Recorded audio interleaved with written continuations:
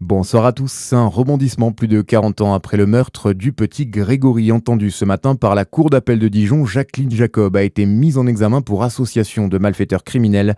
La grand-tante de l'enfant est soupçonnée d'être l'un des corbeaux ayant menacé la famille Vimin pendant des années. Les juges se sont notamment fondés sur de nouvelles expertises en graphologie, mais aussi sur une expertise vocale vivement critiquée par l'avocat de Jacqueline Jacob, maître Stéphane Durana. Il y a une expertise vocale dans le dossier. Cette expertise vocale, elle vient dire que le corbeau est un homme âgé de 45 à 55 ans. Vous aurez compris que c'est pas du tout le cas de Jacqueline Jacob, et on se fonde sur une réflexion d'un homme âgé de 90 ans à l'époque, René Jacob, qui n'a pas reconnu la voix de Jacqueline, mais qui n'a reconnu que son rire. Ça ne vaut rien. Je vous le dis, je suis très inquiet que la justice réouvre ce dossier sans avoir de preuves matérielles incontestables. Les avocats de Jacqueline Jacob vont déposer des recours. En 2017, elle avait été poursuivie pour enlèvement et séquestration suivie de mort, mais la mise en examen avait été annulée pour un vice de forme. Dans l'actualité également, Dabia Benkired, condamnée à la prison à perpétuité incompressible. La cour a suivi les réquisitions de l'avocat général. La jeune femme est condamnée pour viol, torture et meurtre sur Lola, 12 ans, dont le corps avait été retrouvé dans une malle à Paris.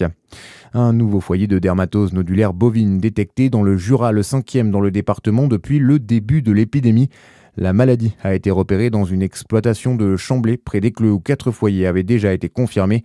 Les 70 bêtes du troupeau ont toutes été abattues aujourd'hui. La compagnie de gendarmerie de Chalon-sur-Saône lance un appel à la vigilance à l'occasion des vacances de la Toussaint. Elle attire l'attention des habitants sur un risque accru de vol à la roulotte lors des visites au cimetière. Ne laissez pas d'objets de valeur dans vos véhicules.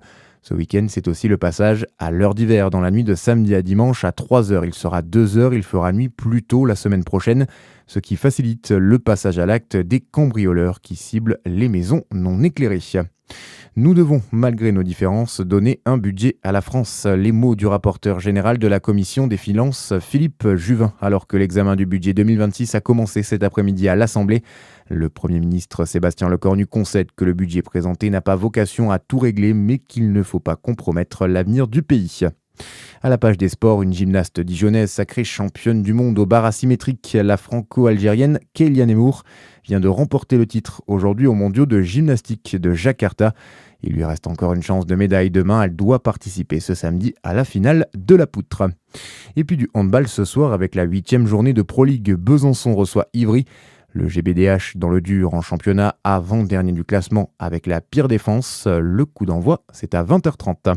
Voilà pour l'info. Très bonne soirée sur Fréquence Plus.